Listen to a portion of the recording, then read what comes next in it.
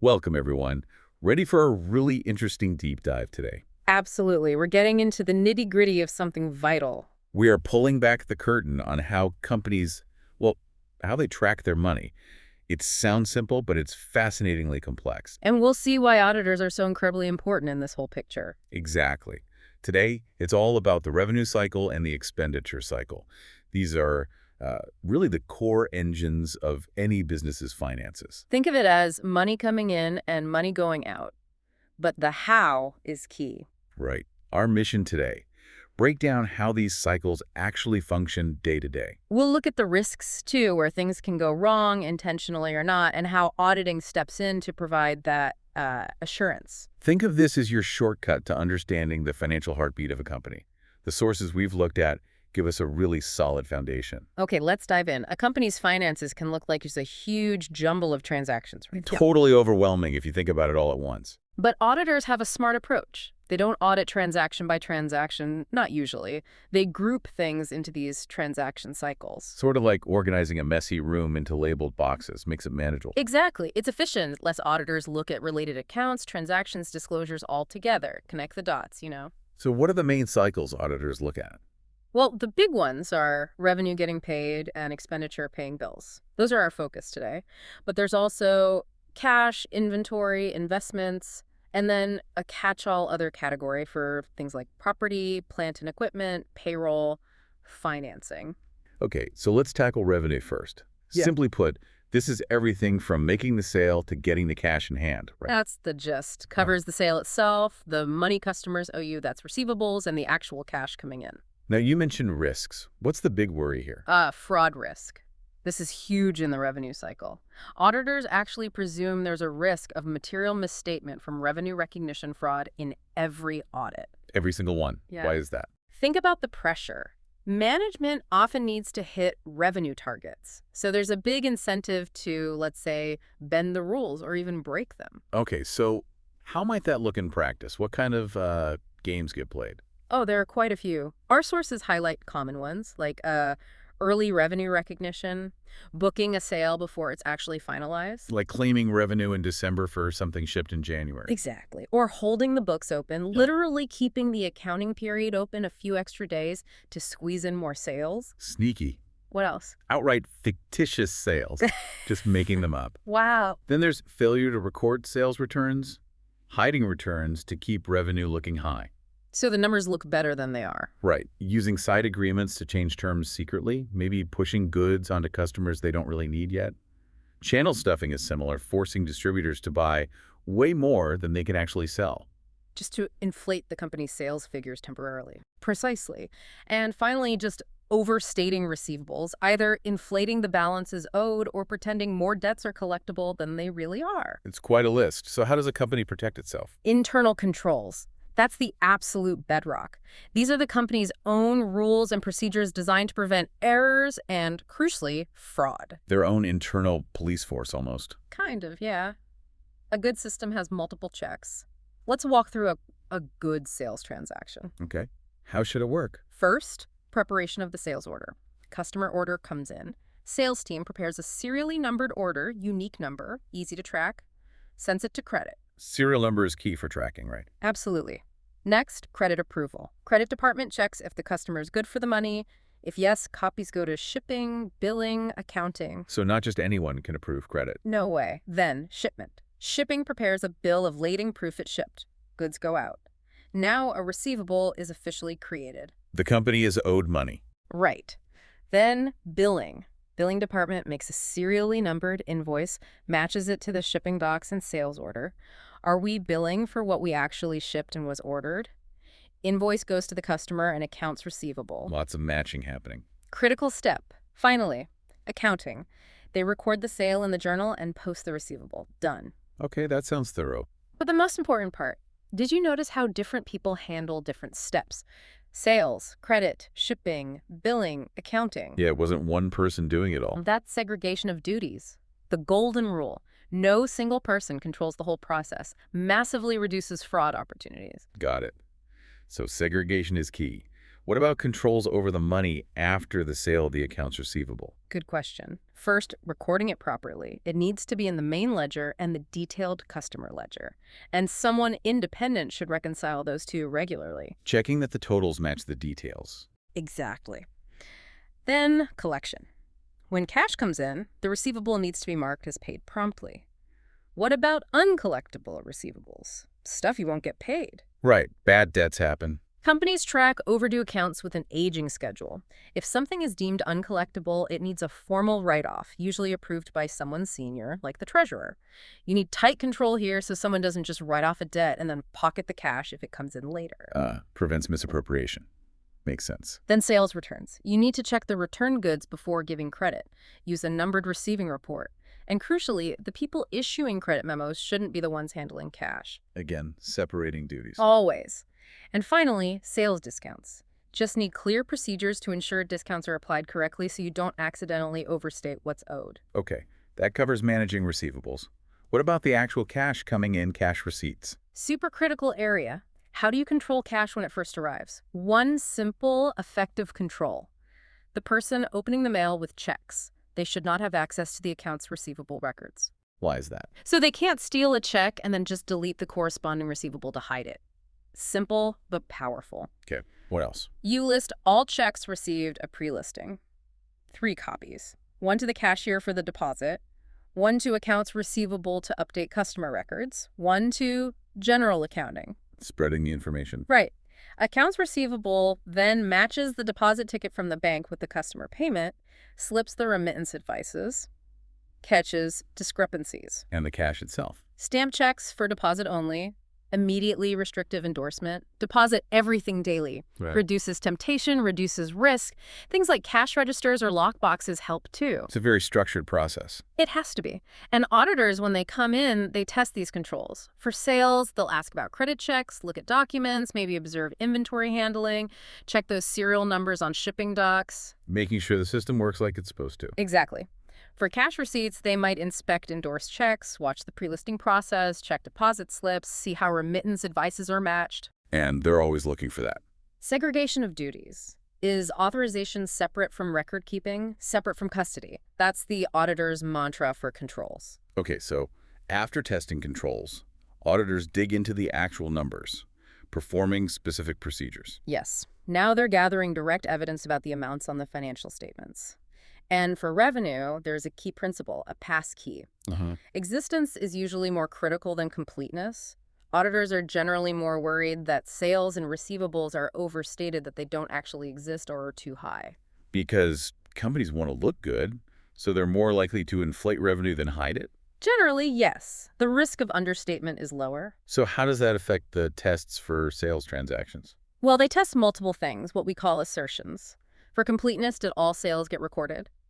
They might trace shipping docs forward to the sales journal. Making sure nothing shipped got missed. Right. For cutoff right period, they check sales around year-end, compare invoice dates, shipping dates, recording dates, look at returns after year-end, too. No shifting sales between periods. Correct. For valuation, allocation, accuracy, right amount, compare invoice prices to price lists. For existence and occurrence, did it actually happen? They vouch backwards from the sales journal to shipping docs and customer orders. Proving the recorded sale is real. And understandability right classification. Check invoices to make sure sales revenue is recorded as sales revenue, not something else. Okay. What about accounts receivable itself? What are the key tests there? Similar assertions. For completeness, get the age trial, balance the detailed list, and trace the total to the general ledger. Make sure the list is complete. Nothing left out. For valuation, allocation, accuracy, they look at confirmation results. We'll get to those. And importantly, test the allowance for doubtful accounts. Is the company setting aside enough for bad debts? This is a huge judgment area. Right, that estimate. For existence and occurrence, the main test is confirming balances directly with customers. The confirmations. And for rights and obligations, does the company actually own these receivables? Check bank confirmations, loan agreements for liens. Ask if they've sold off any receivables. Okay, you mentioned accounts receivable confirmations. You said they're a big deal. They are. It's actually a required audit procedure by standards unless very specific conditions are met. Like what? Like if receivables are immaterial, or if confirmations just wouldn't work, or if risk is super low and you have strong alternative evidence, if auditors don't do them, they have to document why and what else they did instead. So usually they have to send them. What kinds are there? Two main types: positive confirmations. These ask the customer to respond whether they agree or disagree with the balance shown. You have to reply either way. Yes. You use these for large balances if you expect errors or if controls are weak. There's also a blank positive form where the customer fills in the balance, gives better evidence, but response rates can be lower. Auditors also have to verify electronic responses carefully. Okay, what's the other type? Negative confirmations. These only ask the customer to respond if they disagree. So no news is good news. Sort of. They're less reliable. Used only when risk is low, lots of small balances, and you think customers will actually pay attention and respond if there is an error. Yeah, what do these confirmations actually prove? Primarily, a customer agrees the debt exists and rights and obligations the company has the right to collect. They are not good for valuation because a customer might confirm even if they can't pay. And not great for completeness because customers rarely complain if they owe less. Good point. What if the customer does disagree? These confirmation exceptions. Auditors investigate. Yeah. Is it just a timing difference, like payment was mailed but not received yet, or goods shipped but not arrived? That's usually not a misstatement. Just a delay in recording. Right. Or is it a true misstatement? Fictitious sale, wrong price, cash stolen, payment applied to the wrong account. Or a real dispute like damaged goods. Those need follow-up. And what if they just don't reply at all? Non-responses. Auditors send second, maybe third requests. Might ask the client to nudge the customer. If still no reply, they perform alternative procedures. Like what? Inspecting the original shipping documents for that sale, or checking if the customer paid the bill after the year-end date, trying to prove the receivable existed at year-end. Makes sense. Okay, last piece for revenue. Auditing presentation and disclosure. Right. Making sure everything is clearly and accurately presented in the financial statement footnotes. So checking for completeness are all the required disclosures there, like revenue recognition methods, related party sales, types of receivables, any pledged receivables, the bad debt allowance calculation. Exactly. Checking valuation, are the numbers in the notes accurate? Rights and obligations, are pledged receivables properly disclosed? Understandability, is it all clear? Is the distinction between current and long-term receivables clear? Net realizable value shown. It's about transparency. Okay, deep breath. That's the revenue cycle. Now let's flip the coin to the expenditure cycle. The mirror image, essentially. Everything from deciding to buy something to actually paying for it. Purchases and cash disbursements. And you said the audit focus is different here. Yes, another pass key. For accounts payable, the main concern is usually completeness and accuracy, not existence. The risk is understatement. Companies are more likely to hide liabilities than invent them. Precisely. They want their debts to look smaller, if anything. So controls are just as important here. How should the expenditure cycle work? Starts with the purchase requisition. A department needs something, they fill out an approved numbered form, sends it to purchasing. Critically, the department needing the item shouldn't place the order. Segregation again. Always. Then, purchase orders. Purchasing gets bids, prepares a pre-numbered PO, sends copies to the vendor, the receiving department, accounting, and the requesting department. Tracking everything. Yep. Then, receipt of goods. Receiving gets the shipment. Ideally, their copy of the PO doesn't show the quantity, so they have to count. They check the goods, prepare a receiving report, send it to accounting. Goods go to the department that needed them. So receiving confirms what actually arrived. Crucial step. Now, for accounts payable controls. Accounting gets the receiving report. They match it to the purchase order and the vendor's invoice. The famous three-way match. That's the one. Ensures they only pay for what was ordered and received. Then they record the payable. Okay, liability recorded, how about paying it? Approving invoice for payment. Accounting reviews that whole matched package invoice, PO, receiving report, maybe the requisition, checks the math, any discounts. It's approved for payment. Then the actual cash disbursement. Usually paid by check. And again, key segregation. The person approving the payment shouldn't be the one signing the check. Makes sense. The treasurer typically gets the approved voucher packet, all the supporting docs, prepares, signs, mails the check, and then they cancel the supporting documents. Why cancel them? So they can't be accidentally or fraudulently submitted for payment again. Paid vouchers go back to accounting for final recording and filing. It's another intricate dance. And auditors test these controls too. Absolutely. For purchases, check requisition approvals, trace receiving reports, look for PO matching. For accounts payable, inspect voucher packages, check numerical sequences. For cash disbursements, vouch payments back to approved, canceled vouchers. And always checking for. Segregation of duties, authorization, purchasing, record keeping, and accounting, Yeah. custody, receiving, treasurer cash, keep them separated. Okay, control testing done. Now for the specific evidence gathering, performing specific procedures for expenditures. Right. For accounts payable, the focus is heavily on completeness. Are all liabilities recorded? How do auditors check that? They agree the detailed AP listing to the general ledger. They get statements directly from vendors and compare them. And the big one, the search for unrecorded liabilities. How does that search work? They look at cash payments made after the year-end date. If a payment is for goods or services received before year-end, it should have been recorded as a payable at year-end. If it wasn't, that's an unrecorded liability. Clever. Looking into the next period to find things missed in the current one. It's a really important test for completeness. They also check valuation footing the list, agreeing totals, existence vouching items on the list back to voucher packages, and rights and obligations, making sure the company actually owes the money. Do auditors send accounts payable confirmations like they do for receivables? They can, but it's not required. Why? Because you usually have strong external evidence already, the vendor's invoice, the receiving report, subsequent payments. So less need for direct confirmation. Often, yes. But they might send them if controls are weak, or there are disputes, or vendor statements aren't available.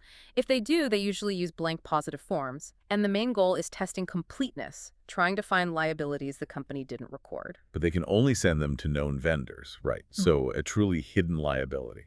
Might still be missed by confirmations alone. That's why the search for unrecorded liabilities is so key. Got it. What about auditing the purchase transactions themselves? Similar assertions again. Completeness.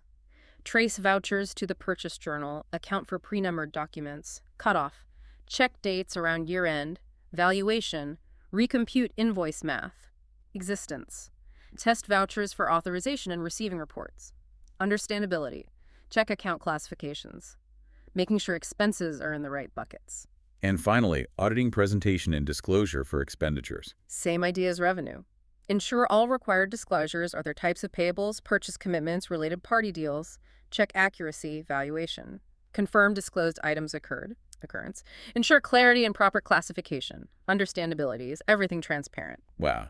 Okay, that was a really thorough walk through both cycles. Let's try to connect the dots for everyone listening. It's a lot of detail, for sure, but the core idea is simple. Revenue cycle, money in. Expenditure cycle, money out. Both need strong controls. Both need careful auditing. Because without that, the financial statements wouldn't be reliable. Exactly. That segregation of duties we kept mentioning, that's fundamental to preventing fraud. And the specific audit tests asking, is it complete or does it exist, are how auditors verify those numbers. So understanding these cycles helps you understand really the backbone of financial reporting. You see the checks and balances. And you appreciate why those audited financial statements carry weight. They represent a system of controls and verification designed to build trust. We've covered a lot: the flow of revenue, the flow of expenditures, the controls that guard them, and the auditor's crucial role in checking everything. It's this constant interplay, this dance between the company's processes and the auditor's scrutiny that underpins confidence in financial reporting. Which leads to a thought. Go on. How might new technologies, things like AI or maybe blockchain, change this dance in the future? Could they make auditing stronger or maybe introduce, entirely new challenges? That is definitely something to think about. A fascinating question for the future. Well, thank you for joining us on this deep dive today. Hope it was insightful. Absolutely. Keep exploring, keep questioning, and understand the power of information.